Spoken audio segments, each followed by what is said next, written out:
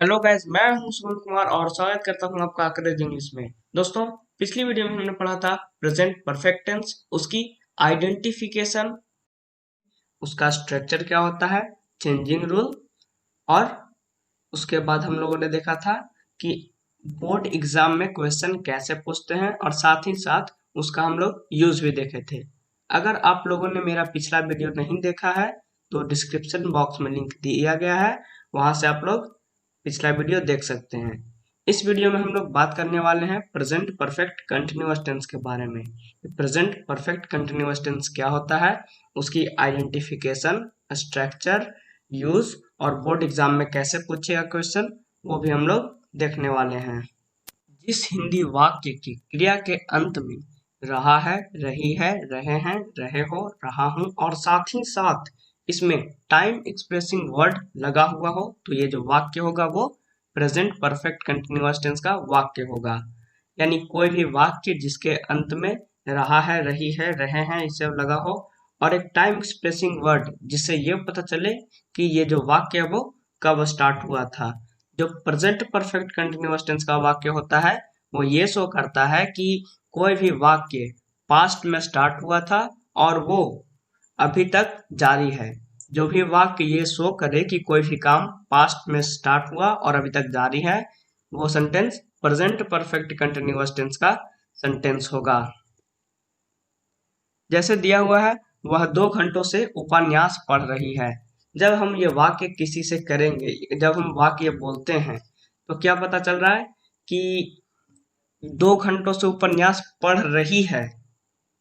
पढ़ने का काम पास्ट में स्टार्ट हुआ था और जो काम है पढ़ने का वो अभी तक जारी है।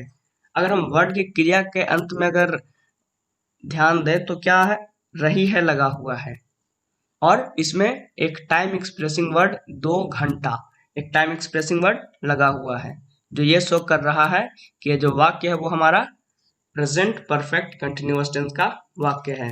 वैसे ही दूसरा एग्जाम्पल क्या है, मैं 2 साल से अंग्रेजी पढ़ा रहा हूँ। इसमें पढ़ाने का काम जो है अभी तक जारी है। स्टार्ट कब हुआ था, 2 साल पहले, लेकिन जारी अभी तक है। और इसमें भी क्रिया के अंत में रहा हूं लगा हुआ है और एक टाइम एक्सप्रेसिंग वर्ड 2 साल लगा हुआ है। ठीक उसी प्रकार जो तीसरा सेंटेंस है उसमें भी क्रिया के अंत में रहा है लगा हुआ है और इसमें भी 10 घंटा एक टाइम एक्सप्रेसिंग वर्ड लगा हुआ है जो ये शो कर रहा है कि ये जो वाक्य है वो हमारा प्रेजेंट परफेक्ट कंटिन्यूअस टेंस का वाक्य है। अब हम लोग देख रहे हैं चेंजिंग रूल कि कैसे प्रेजेंट परफेक्ट कंटिन्यूअस टेंस के वाक्य को इंग्लिश में चेंज करेंगे। तो सबसे पहले हम लोग देखने वाले हैं अफर्मेटिव सेंटेंसेस के लिए। इसका स्ट्रक्चर क्या होता है, सब्जेक्ट प्लस हैव या has plus been plus before plus object plus since या फॉर प्लस टाइम। इसमें सिंस और फॉर का प्रयोग हम लोग कहाँ कहाँ करेंगे वो अभी समझने वाले हैं।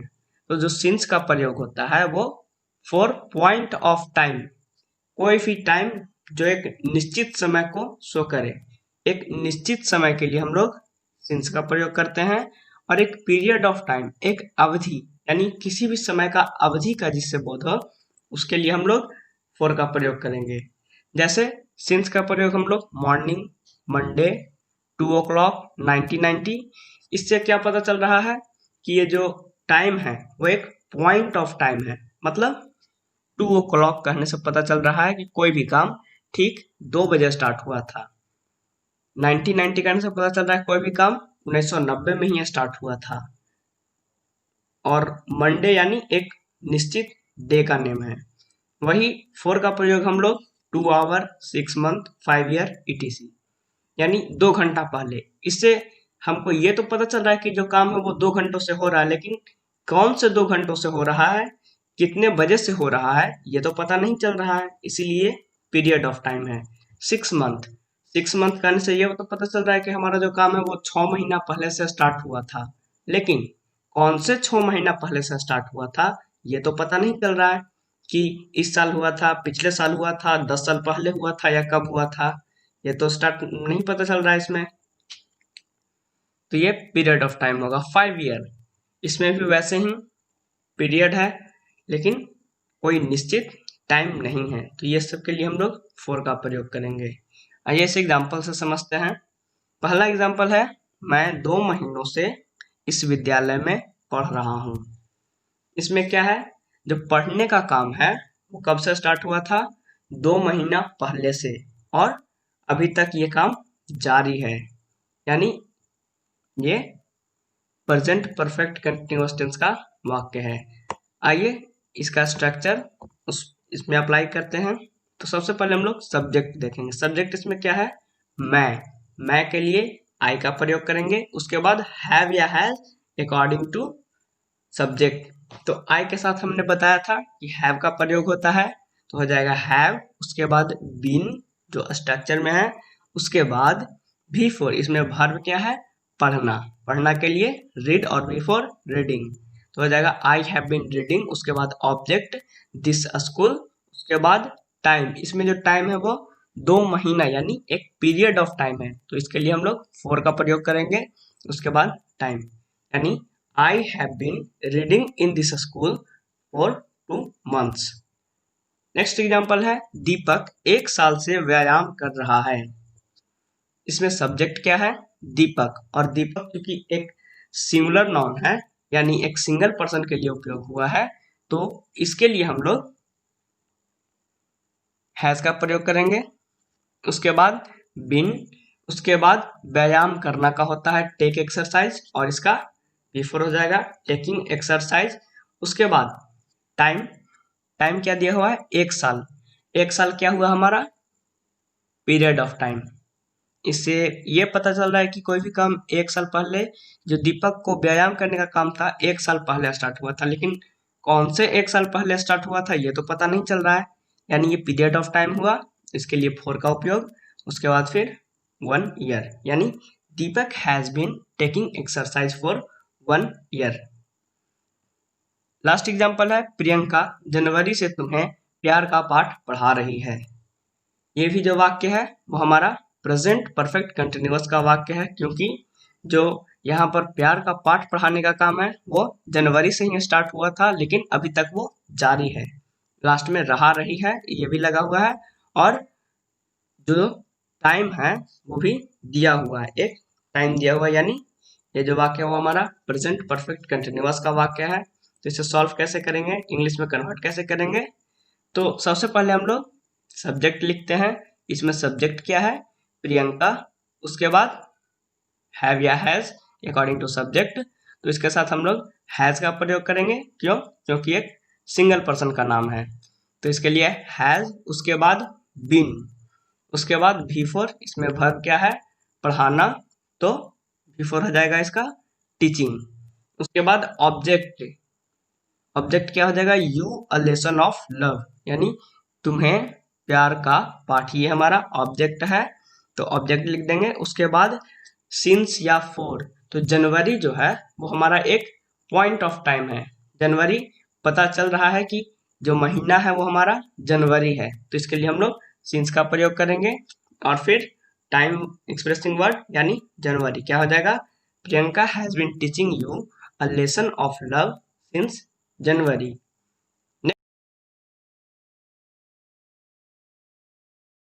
नेक्स्ट है हमारा नेगेटिव सेंटेंसेस के लिए। का स्ट्रक्चर क्या होता है, सब्जेक्ट प्लस हैव या has plus not plus been plus before plus object plus for या सिंस प्लस टाइम। आइए इस एग्जांपल से समझते हैं कैसे इसे हिंदी वाक्य में अप्लाई करके उसे इंग्लिश में कन्वर्ट करेंगे। पहला एग्जांपल है, अभिषेक मार्च से नहीं टहल रहा है। तो इसमें सबसे पहले हम लोग सब्जेक्ट देखेंगे। सब्जेक्ट क्या है, अभिषेक। उसके बाद हम लोग क्या देखेंगे, हैव या हैज, वो किसके अकॉर्डिंग होगा, सब्जेक्ट के अकॉर्डिंग।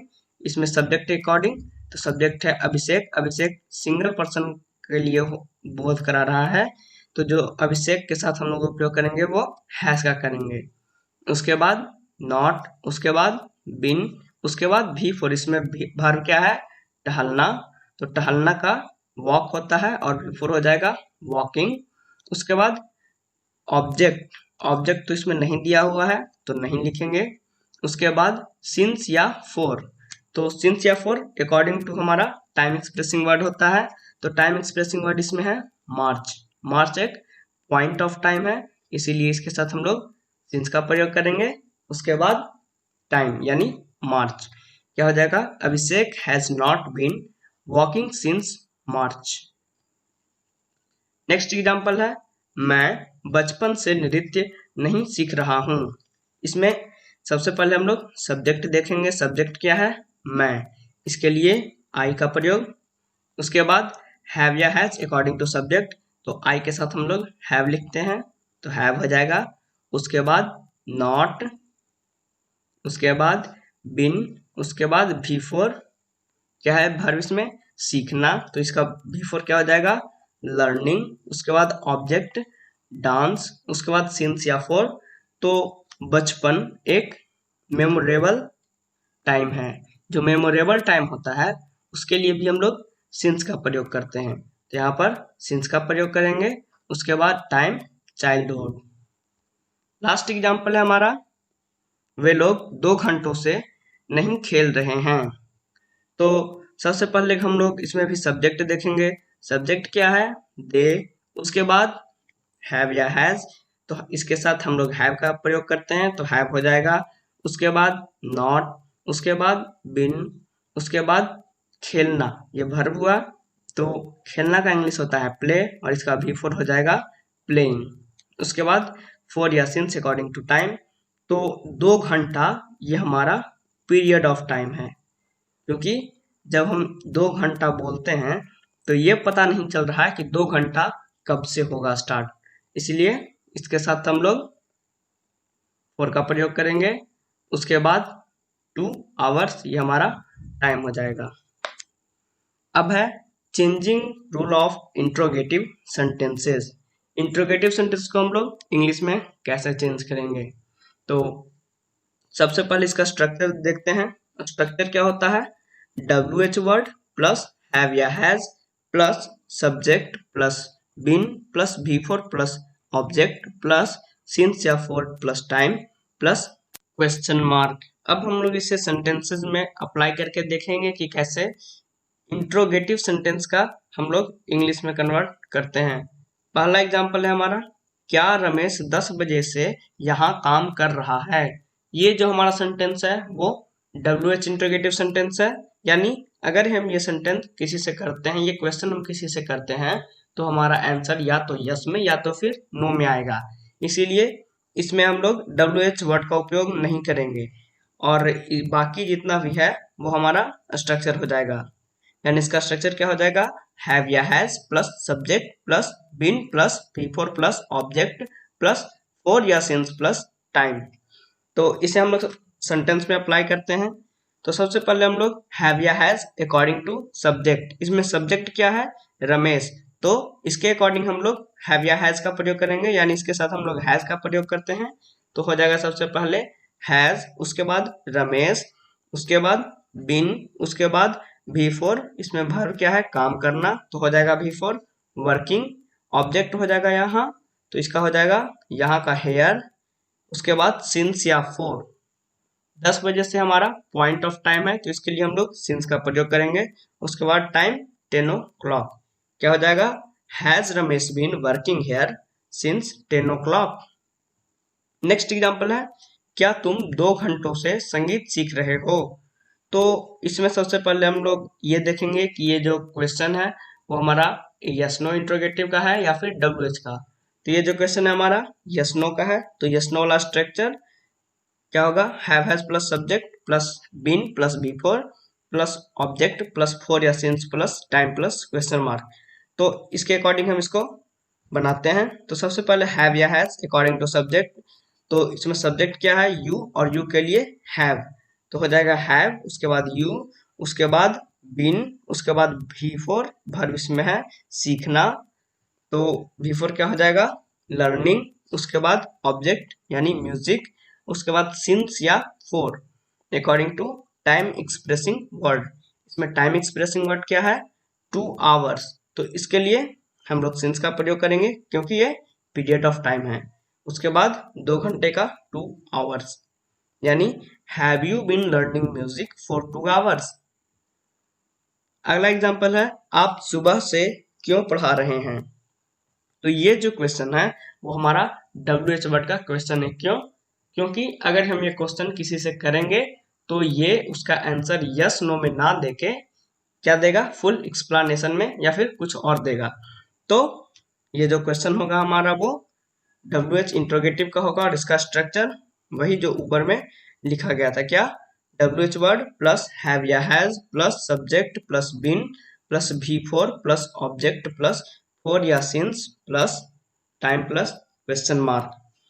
तो क्या हो जाएगा, सबसे पहले WH वर्ड वाई, उसके बाद हैव या हैज अकॉर्डिंग टू सब्जेक्ट, तो इसमें सब्जेक्ट क्या है, यू, यू के लिए हम लोग हैव का प्रयोग करेंगे तो हो जाएगा वाई हैव यू। उसके बाद बिन, उसके बाद V4, इसमें वर्ब क्या है, पढ़ाना, तो V4 हो जाएगा टीचिंग। उसके बाद सिंस या for according to time expressing word, इसमें टाइम एक्सप्रेसिंग वर्ड क्या है, सुबह, इसके लिए हम लोग सिंस का प्रयोग करते हैं तो हो जाएगा सिंस। उसके बाद सुबह का इंग्लिश मॉर्निंग, यानी why have you been teaching since morning. Last example है पिताजी उसे 2 घंटों से क्यों पीट रहे हैं। तो ये भी जो क्वेश्चन है वो हमारा WH वर्ड का क्वेश्चन है। तो उसका स्ट्रक्चर हम लोग अप्लाई करेंगे। सबसे पहले WH वर्ड, तो WH वर्ड क्या हो जाएगा, वाई, उसके बाद हैव या हैज अकॉर्डिंग टू सब्जेक्ट, इसमें सब्जेक्ट क्या है, फादर। फादर करने से हमारा सिंगल पर्सन का बोध हो रहा है, इसीलिए इसके साथ हम लोग हैज का प्रयोग करेंगे। उसके बाद सब्जेक्ट फादर, उसके बाद बिन, उसके बाद V4, इसमें वर्ब है पीटना तो इसका V4 हो जाएगा बीटिंग। उसके बाद ऑब्जेक्ट, ऑब्जेक्ट क्या है, उसे, यानी हिम। उसके बाद हम लोग सिंस या फॉर का, तो ये 2 घंटा जो है वो हमारा पीरियड ऑफ टाइम है और पीरियड ऑफ टाइम के लिए हम लोग फॉर का प्रयोग करेंगे। उसके बाद ऑब्जेक्ट 2 आवर्स, क्या हो जाएगा, why has father been beating him since 2 hour. Next है हमारा इंट्रोनेगेटिव सेंटेंसेस या इंट्रोगेटिव नेगेटिव सेंटेंसेस। इसका स्ट्रक्चर क्या होता है, WH वर्ड प्लस हैज या have plus subject plus not plus been plus V4 plus object plus since या फॉर प्लस टाइम। आइए इसे हम एग्जाम्पल में रख के देखते हैं कि कैसे हम इसको इंग्लिश में कन्वर्ट करेंगे। पहला एग्जाम्पल क्या है, क्या वे लोग सुबह से नहीं पढ़ रहे हैं। ये जो वाक्य है वो हमारा yes no interrogative negative sentence का है। तो इसमें हम लोग WH वर्ड जो है उसको हम इग्नोर करेंगे। उसके बाद हम लोग इसे पूरे स्ट्रक्चर के साथ बनाएंगे। तो सबसे पहले हम लोग हैव या हैज का प्रयोग करेंगे अकॉर्डिंग टू सब्जेक्ट। सब्जेक्ट क्या है, दे, और दे के लिए हम लोग हैव का प्रयोग करेंगे। तो पहले हो जाएगा हैव, उसके बाद सब्जेक्ट यानी दे, उसके बाद नॉट, उसके बाद बीन, और इसमें वर्ब क्या है, पढ़ना, तो पढ़ना के लिए रीड, और रीड का V4 रीडिंग हो जाएगा। उसके बाद सिंस या for according to time expressing word, इसमें टाइम एक्सप्रेसिंग वर्ड क्या है, सुबह, और सुबह के लिए हम लोग सिंस का प्रयोग करते हैं तो हो जाएगा सिंस मॉर्निंग, यानी have they not been reading since morning. Next, क्या बच्चे 2 घंटों से नहीं खेल रहे हैं। इसमें सब्जेक्ट बच्चे हो जाएगा और बच्चे के लिए हम लोग हैव का प्रयोग करते हैं। उसके बाद नॉट, उसके बाद बिन, उसके बाद V4, इसमें वर्ब क्या है, खेलना, और इसका V4 क्या हो जाएगा, प्लेइंग। उसके बाद टाइम एक्सप्रेसिंग वर्ड उसके अकॉर्डिंग फॉर या सिंस, तो इसमें टाइम एक्सप्रेसिंग वर्ड क्या है, 2 आवर, और इसके लिए हम लोग फॉर का प्रयोग करते हैं तो हो जाएगा फॉर 2 आवर। नेक्स्ट एग्जांपल क्या है, राकेश 2 सप्ताह से क्यों नहीं आ रहा है। ये जो हमारा सेंटेंस है वो WH word interrogative negative sentence का है। तो इसमें हम लोग WH वर्ड को पहले लिखेंगे, उसके बाद जैसे हमारा स्ट्रक्चर ऊपर लिखा हुआ है वैसे हम लोग बनाएंगे। तो सबसे पहले इसमें सब्जेक्ट देखेंगे, सब्जेक्ट क्या है, राकेश, और इसके लिए हैज का प्रयोग। और सबसे पहले हम लोग WH वर्ड लिखेंगे जो है वाई, उसके बाद हैज अकॉर्डिंग टू सब्जेक्ट या राकेश, और उसके बाद हम लोग नॉट का प्रयोग करेंगे। उसके बाद बिन, उसके बाद कमिंग, उसके बाद फॉर या सिंस अकॉर्डिंग टू टाइम, तो इसमें हो जाएगा फॉर क्योंकि टाइम दिया हुआ है 2 वीक। और लास्ट में फिर टाइम यानी 2 वीक। क्या हो जाएगा? Why has Rakesh not been coming for 2 weeks. Next last example क्या है? क्या आप 5 महीनों से स्कूल नहीं जा रहे हैं? इसमें सबसे पहले ये पता करेंगे कि ये वाक्य कौन सा है। ये जो वाक्य है वो हमारा यस नो इंट्रोगेटिव सेंटेंस का है। तो सबसे पहले हम लोग इसमें डब्ल्यूएच वर्ड को इग्नोर करेंगे, उसके बाद जो ऊपर में स्ट्रक्चर है उसे स्ट्रक्चर पर रख देंगे। तो सबसे पहले स्ट्रक्चर में हैव या हैज है, तो हैव या हैज अकॉर्डिंग टू सब्जेक्ट, इसमें सब्जेक्ट यू है और यू के लिए हम लोग हैव का प्रयोग करेंगे। उसके बाद नॉट, उसके बाद बीन, उसके बाद बिफोर यानी गोइंग, उसके बाद ऑब्जेक्ट, ऑब्जेक्ट क्या है? स्कूल यानी हो जाएगा टू स्कूल, और उसके बाद फॉर या since according to time expressing word. इसमें टाइम एक्सप्रेसिंग वर्ड क्या है? 5 महीना, और जो 5 महीना है वो एक पीरियड ऑफ टाइम है। तो पीरियड ऑफ टाइम के लिए हम लोग फॉर का प्रयोग करते हैं, तो हो जाएगा 4 5 मंथ्स। यूज ऑफ सिंस और फॉर, हम लोग ये देखेंगे कि सिंस और फॉर का उपयोग कहाँ करते हैं। बेसिकली ये जो यूज है सिंस और फॉर का, इसी पे प्रेजेंट परफेक्ट कंटिन्यूअस का जितना भी क्वेश्चन बनता है यहीं से बनता है। तो हम लोग सबसे पहले सिंस का यूज देखेंगे कहाँ कहाँ होता है। Before the name of days months years names of parts of the day, यानी हम लोग डेज के नेम के पहले, जैसे मंडे संडे, ये सब डे का नेम हुआ। मंथ का नेम यानी जनवरी फरवरी, ईयर का नेम मतलब 2018 2019, ये सब। डे का पार्ट्स यानी मॉर्निंग इवनिंग मिडनाइट, ये सब के लिए हम लोग सिंस का प्रयोग करेंगे। बिफोर ओ क्लॉक या एएम या पीएम, अगर कहीं टाइम वर्ड ओ क्लॉक में एएम में या पीएम में दिया हो तो वहां पर हम लोग सिंस का प्रयोग करेंगे। Before yesterday last night last week last month last year, अगर कहीं पे हमारा yesterday last night last week ये सब दिया हुआ हो तो हम लोग सिंस का प्रयोग करेंगे। Before the name off season festival events, मतलब कोई भी सीजन हो जैसे समर विंटर, कोई फेस्टिवल दशहरा दुर्गा पूजा ईद, इवेंट्स यानी कोई खास इवेंट जैसे किसी का बर्थडे हो गया, ये सब के लिए हम लोग सिंस का प्रयोग करेंगे। अब है यूज ऑफ फोर। फोर का प्रयोग हम लोग कहाँ करते हैं? तो फोर का प्रयोग पीरियड ऑफ टाइम के लिए, यानी जो समय हमारा निश्चित ना हो उसके लिए हम लोग फोर का प्रयोग करते हैं। जैसे numeral adjective plus minute hour days weeks months years centuries etc. जैसे में हमारा 4:30 मिनट हो गया, यहाँ पर न्यूमेरल एडजेक्टिव प्लस मिनट है। 2 आवर्स हो गया, 2 वीक्स, 2 मंथ्स, 3 इयर्स, ये सब हमारा क्या हो गया? एक पीरियड ऑफ टाइम। तो इसके लिए हम लोग फॉर का उपयोग करेंगे। Of present perfect continuous tense, present perfect continuous tense का उपयोग हम लोग वैसे काम को बताने के लिए करते हैं जो पास्ट में शुरू हुआ था और वो काम अभी तक जारी है।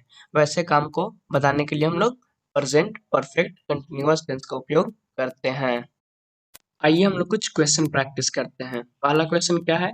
Your classmate has been ill fill in the blanks a long time. यहाँ पर हम लोग को टाइम के लिए जो सिंस या फॉर का प्रयोग होता है वो भरना है। तो यहाँ पर अ लॉन्ग टाइम एक पीरियड ऑफ टाइम है, तो इसके लिए हम लोग फॉर का प्रयोग करेंगे, यानी ऑप्शन बी। नेक्स्ट क्या है?